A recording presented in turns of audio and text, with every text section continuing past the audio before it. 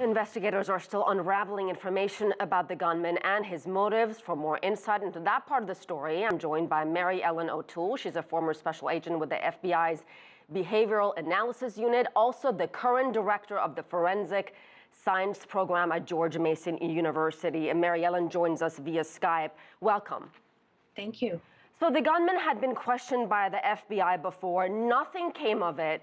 What should they have been looking for? What signs?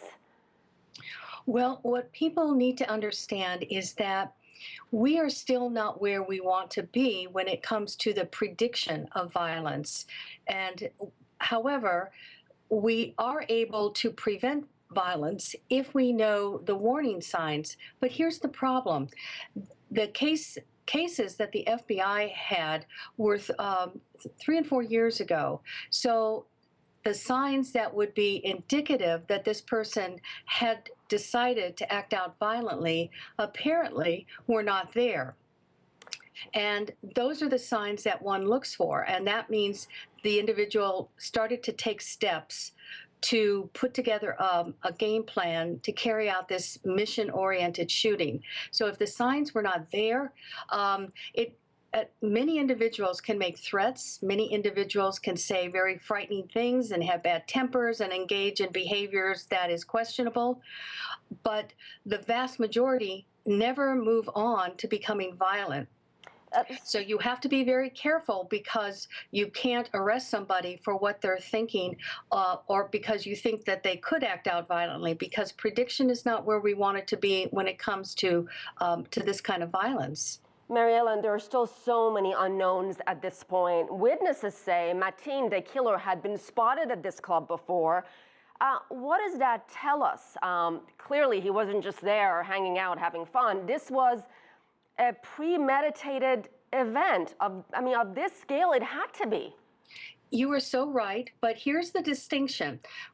Looking at this crime scene, there was a lot of pre-planning, and that would have included going to that club beforehand and scoping it out, knowing where the exits were, knowing where the bathrooms were located, knowing what it looked like in the dark, maybe knowing where people seem to congregate. That's part of the planning. However, what it does seem like is that investigators are finding that the shooter may have been going to the club years before and in speaking to other patrons and maybe even using an app to meet other men. That has nothing to do with pre-planning a crime like this. So does that mean he struggled with his sexual identity?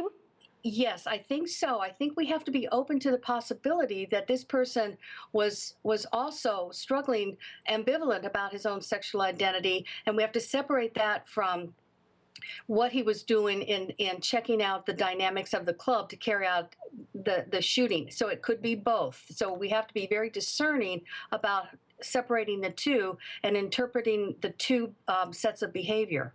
How does someone like this, Mary Ellen, with no previous criminal record, do something so horrific, take 49 lives, the worst mass shooting in modern U.S. history?